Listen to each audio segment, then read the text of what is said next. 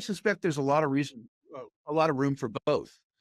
The Bank for International Settlements suggests that the global value of savings and investment assets worldwide in US dollar terms is something like $830 trillion. The market capitalization of all the cryptos combined is $3 trillion.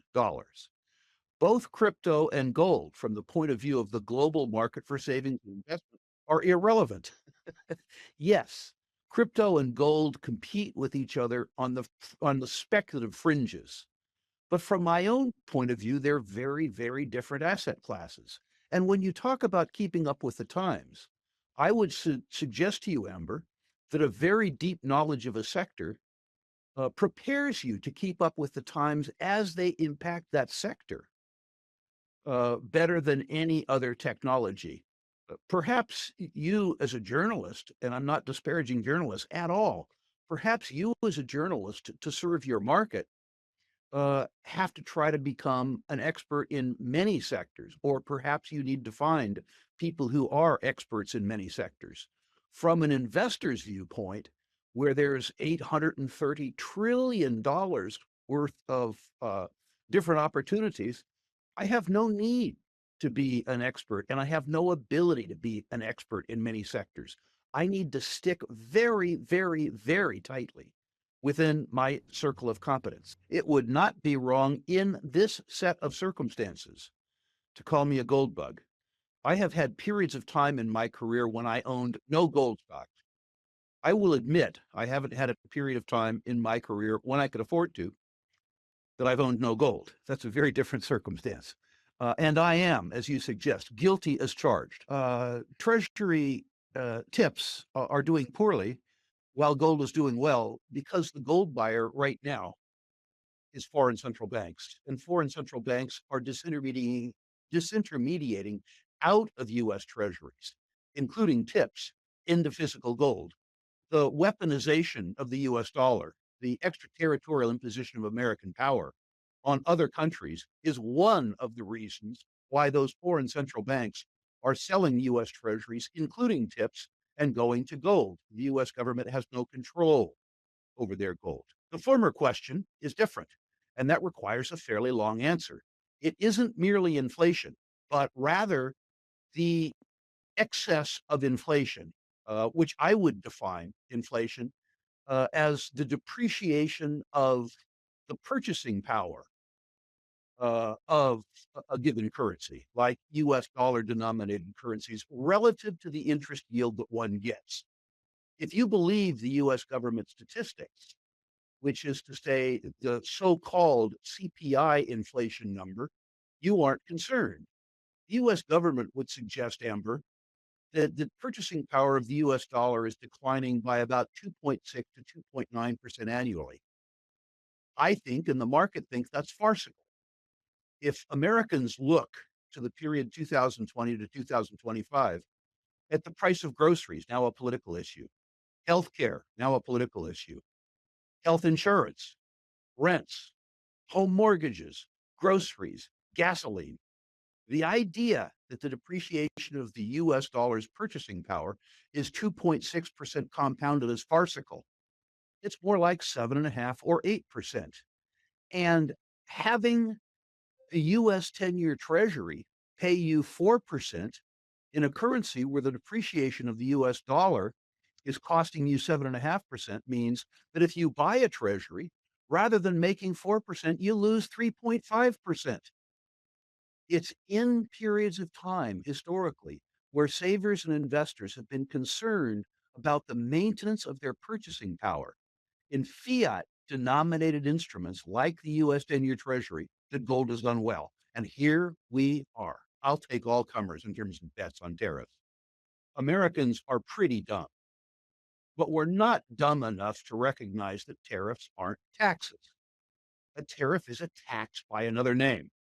Mr. Trump, for whatever his skill sets are, is pretty good at voicing the frustrations of his base.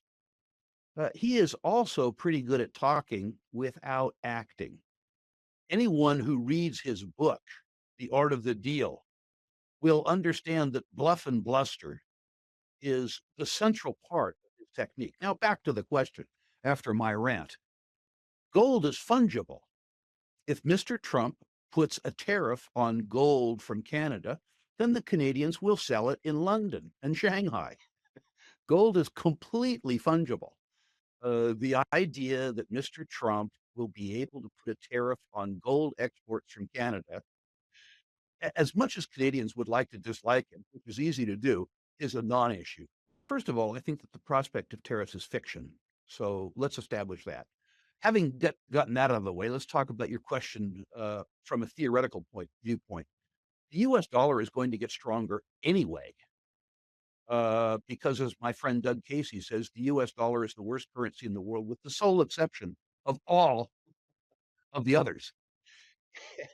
Um, I don't think that the US economy could withstand a 25% increase in input costs.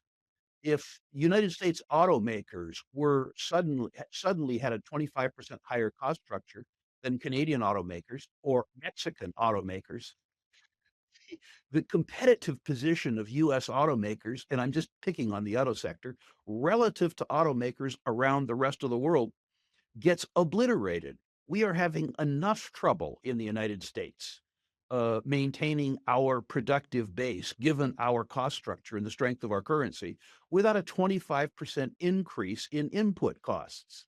Once again, from an economic point of view, tariffs are at best entertainment, but much more correctly regarded as fiction. Gold is going to do well because of simple arithmetic. The difference between the yield on US dollar denominated savings products and the underlying rate of inflation in the United States. Tariffs will have no impact on the gold price. The threat of tariffs may have the impact of weakening the dollar as people look at the relative strength of US producers and they think about the impact of a 25% increase on inputs. I mentioned that I've been in the resource business since 1974. I've done business with the Lundin family since 1975. We are now on the third generation of Lundins. The enterprise was started by the late, great Adolf Lundin, and this family has now started and operate companies with a combined market cap in excess of 35 billion US dollars. The idea that culturally the grandchildren of a billionaire remain humble and hardworking is an amazement. But the third generation of Lundin is, I would suggest, as tenacious, as humble, and as brilliant as the first generation of Lundin. I hope that helps in terms of the background. And they run a variety of companies worldwide, as well as being important shareholders of other companies that they have sold assets to. They run Lundin Mining, which is an emerging tier two copper producer that I suspect within a decade will be a tier one copper producer. They run Lundin Gold, which is one of the most successful single asset producers in the gold business worldwide, and I suspect will also grow by amalgamation.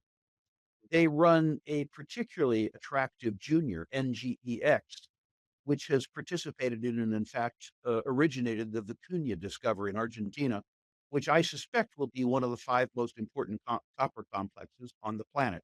And they have long history in oil and gas, including a Canadian heavy oil producer called International Petroleum, that I think, well, it has done extraordinarily well. It's a company where rather than issuing shares to the public for money, they are redeeming shares from the public for money. Always a good sign. It's a heavy oil producer in Western Canada, one that will benefit, I think, from your prime minister pursuing other employment opportunities, and also from the potential that our president, Mr. Trump, will begin to lessen the opposition to North America-wide transmission of oil and gas, including potentially the Keystone Pipeline. This augurs very well for Canadian heavy oil producers, including International Petroleum. I don't have a favorite. That really depends on the investor. Many investors want one size fits all answers, but given that there's 8 billion people on Earth, there isn't a one size fits all answer. I own the waterfront personally. I'm attracted to the Lundins. I'm attracted to their assets. As I say, I've been investing with the Lundins now for 5 decades. I wouldn't describe myself as a loyalist. I would describe myself as an opportunist, and they keep giving me these wonderful opportunities. I'm an Equinox holder. In fact, I'm a fairly large Equinox holder. It's run by a personal friend of mine, Ross Beatty, who I've invested with now for 4 decades.